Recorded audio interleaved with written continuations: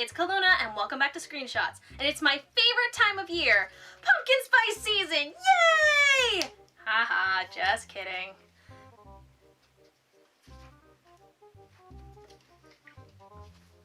Anyway, it's October, which means the spirit of Halloween is in the air, and also filling up your abandoned retail spaces across the country. Halloween is my favorite holiday because you get to dress up in costumes, eat a ton of candy, and somehow not get in trouble for scaring the shit out of people. So, for the month of October, I'm going to be reviewing all of the Halloweentown movies. That's right, do you remember those made-for-TV Disney movies? Well, the Halloweentown movies are some of the most well-remembered and well-liked of the Disney TV movies, so I'm going to be taking a look through all of them. Let's start with the first in the series, Halloweentown.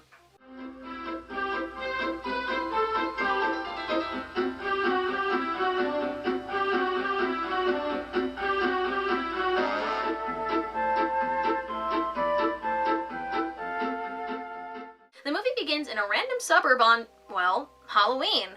Get used to that campy 90s music, guys. It's friggin' everywhere in this movie.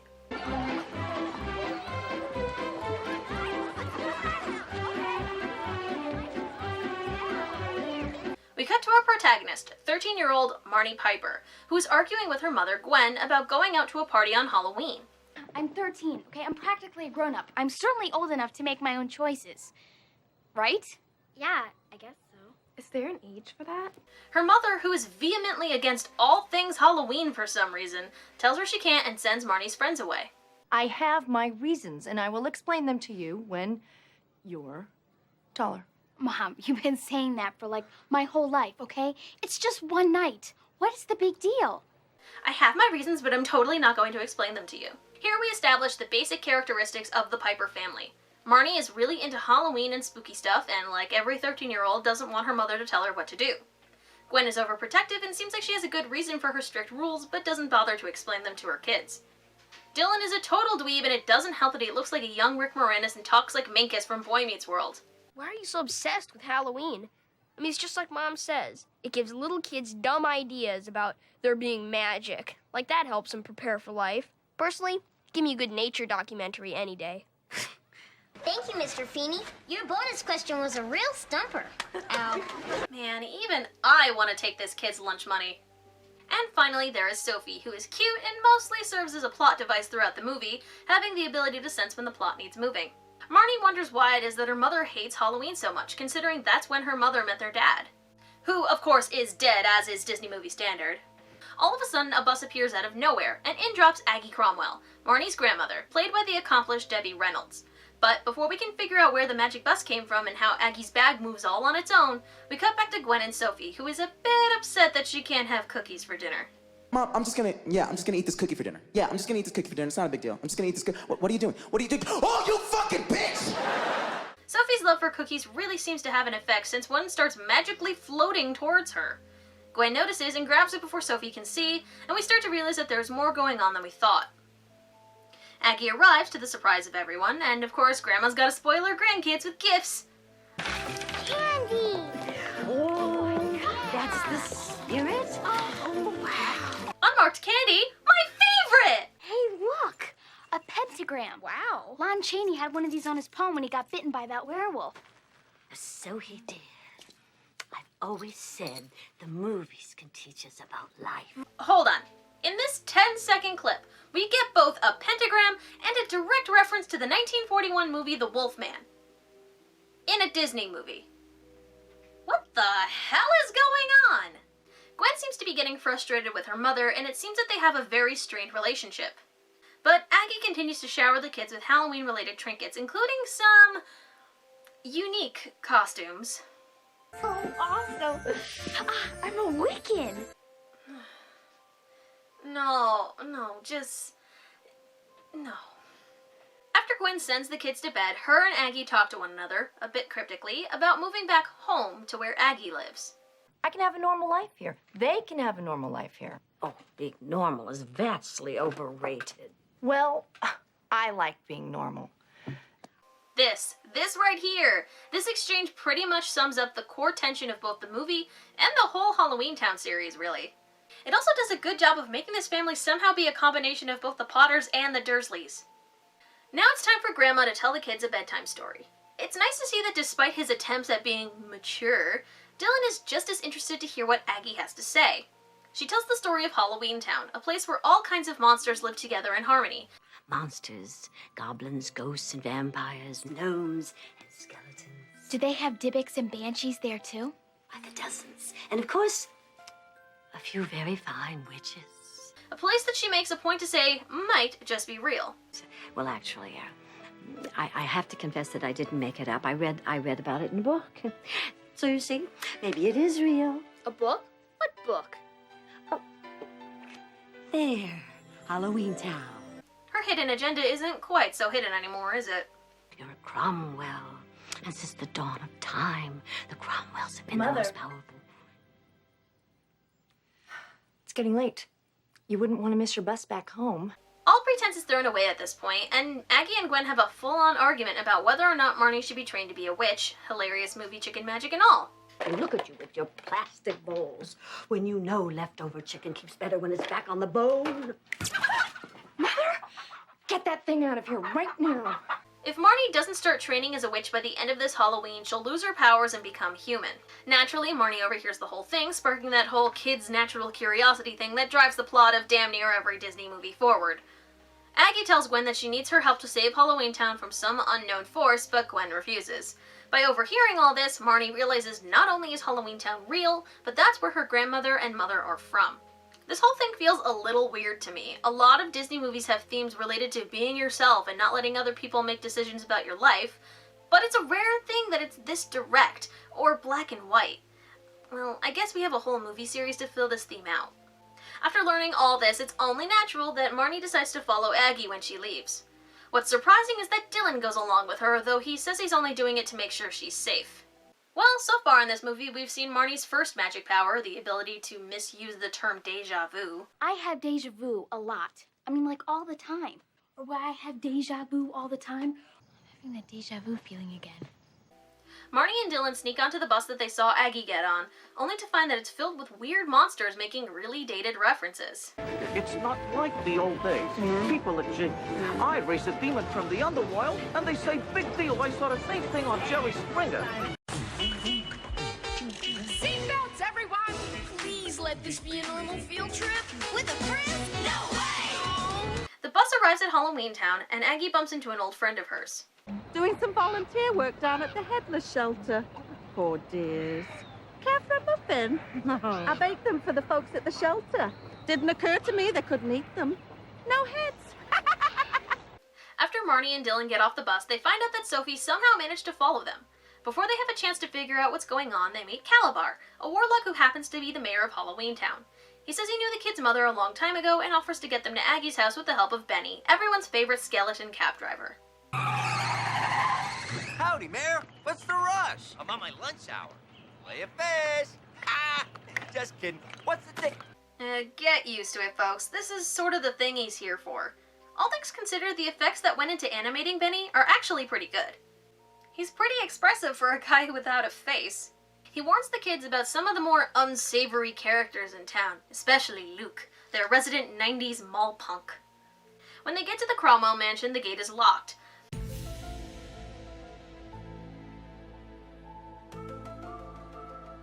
Marnie does her best to make up a magic spell to open the lock, but can't manage it. As she and her brother are fighting about it though, Sophie activates her plot device powers and turns the lock into a frog. How did you do that? I pushed. Plus, I wish the lock would turn into a frog.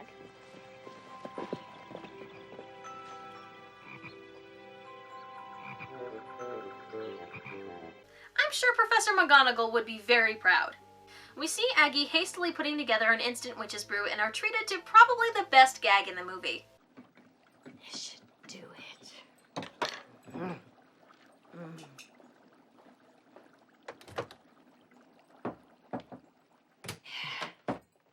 Bubble, bubble, toil and trouble. When the kids surprise her with their arrival. The kids offer their help with whatever problem has been causing their grandma so much worry, and Marnie thinks this is the perfect time to start her witches training. Aggie shows the kids her witches class, and they see a vision of some creepy guy laughing evilly. Aggie has been trying to work on a brew that could be used to stop this random evil dude. Are you gonna use your magic to raise some spirits, have a big seance, and call in the forces of darkness to get it going? No, I'm just gonna fill it up and see if the light goes on.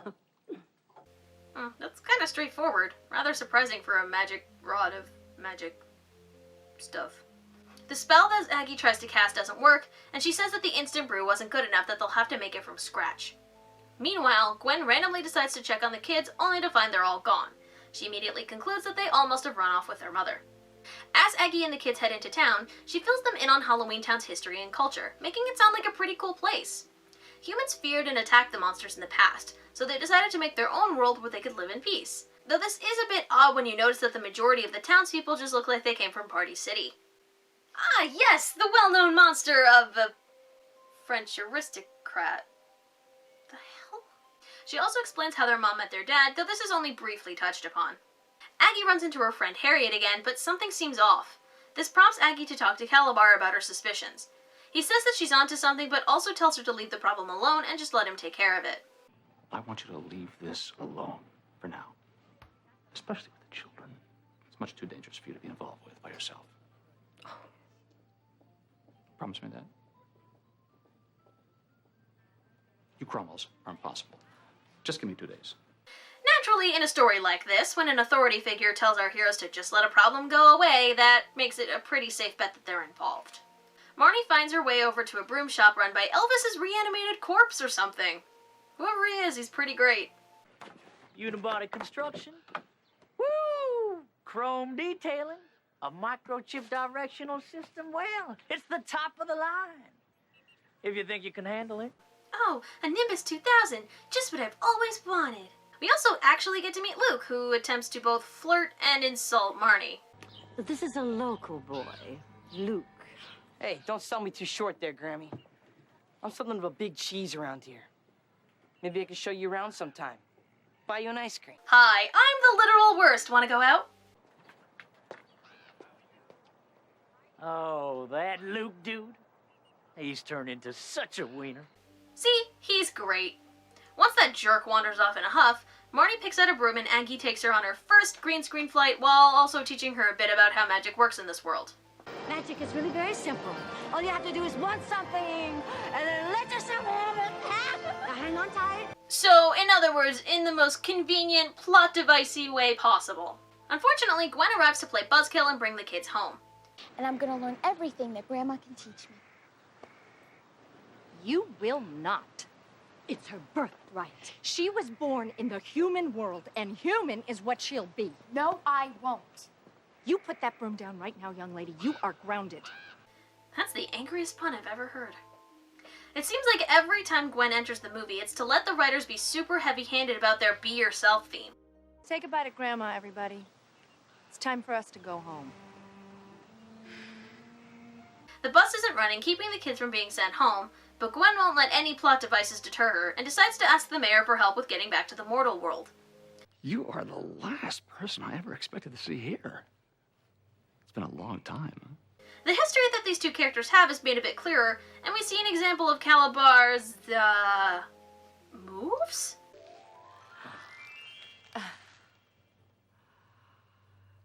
You always did let your magic do the talking. Tuxedo Mask, he is not. He also seems too busy to help Gwen out, fortunately for our heroes. We cut back to Aggie, who runs into Luke again, who says that his ever-powerful, shadowy friend knows that she has Merlin's talisman and wants to meet her. For reasons that literally can't be justified by any form of logic, she agrees to walk into this very obvious trap. In another conversation in the mayor's office, Gwen continues to deny that Marnie is a witch despite mounting evidence to the contrary, and for whatever reason, Marnie lets this make her doubt things a bit. It's weird for this conversation to keep happening as many times as it does.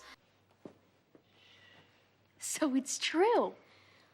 I am a witch. Maybe it's the young target audience that makes them feel like they need to belabor the point, but geez, guys! Look, Grandma's going somewhere with the wiener dude. Mercifully, Sophie points out that Luke and Aggie are heading off somewhere together, which is weird enough to get the family to investigate.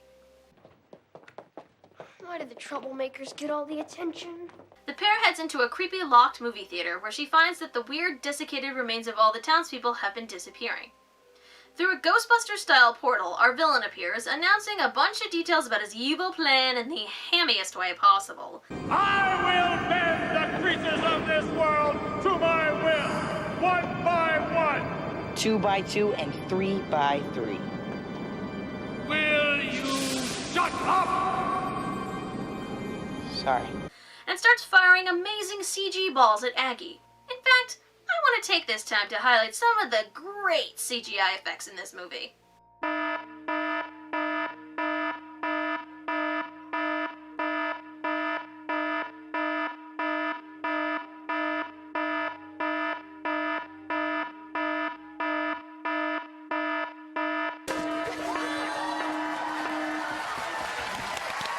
Gwen and the kids arrive on the scene and we get our first look at Gwen doing magic, though she's a bit out of practice. Wastrel youth of benighted hours, be thee vanquished by my power! I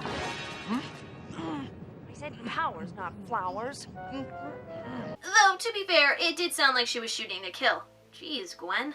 The villain makes short work of Aggie and Gwen, and the kids have to retreat. Come on! We gotta save them! We can't save them unless we save ourselves first. Come on! Once they're outside, they decide it's up to them to save the day in classic Disney fashion, so they set off with recipe in hand to collect the ingredients for Aggie's brew, montage style.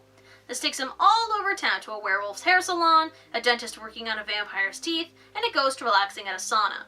There's some pretty decent humor in this section, and it also serves to give a little more character to the town and its citizens. Now that they have the ingredients, they start to head back to Aggie's house when they run into Benny, who has now turned evil.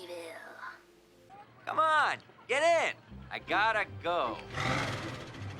Wait, who told you our mom was here? Hey, what's with the 3rd degree here? Get in the cab. So, naturally, to stop him, Sophie lets a dog chase him. Wait, earlier we saw that there were dog people in the gym, but there's also dogs as pets here? You know, Disney, you already had one set of confusing dogs. Knock it off. They put the brew together, but Marnie isn't able to remember the spell. Thankfully, Sophie reactivates plot device mode and remembers it perfectly, but they're still not able to get their weird magic trinket to light up.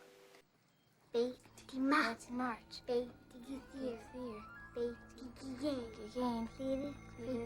North Bid.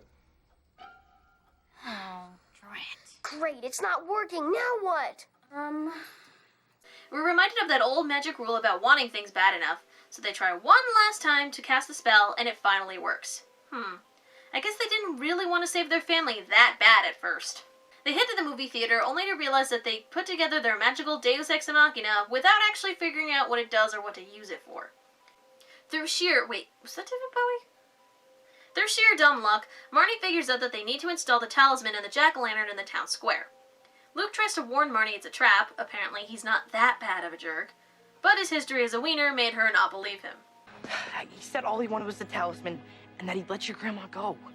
I said get out of my way. Evil McBadguy shows up, announcing to the gathering crowd that he is going to end their exile and lead them in retaking the mortal world as their own. As Marnie and Luke are figuring out how they're going to sneak the talisman into the pumpkin, the villain reveals himself to be Calabar, much to the surprise of nobody. Say what you will about him though, it looks like he's winning the crowd over. Luke and Marnie's clever bait-and-switch plan doesn't quite work, and Calabar hits Marnie with more paralysis fireballs just as she's about to put the talisman in place. No!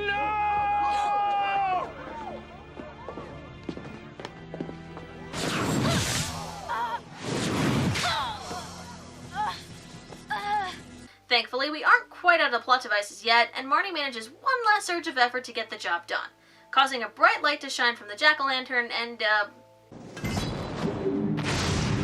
knock Calabar down or something, and also unfreezing all of the people in the theater.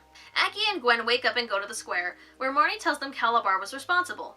Speak of the devil, Calabar isn't actually defeated, and he magically force pulls the talisman into his hand and continues right on with his evil speech. My darkness will spread unchecked, and I will be ruler of both worlds!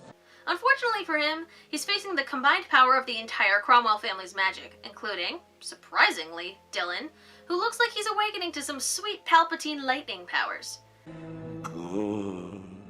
Hey, chocolate bar! Ooh, burn! Once they're all holding hands and chanting together, Calabar vanishes? I guess? No! No!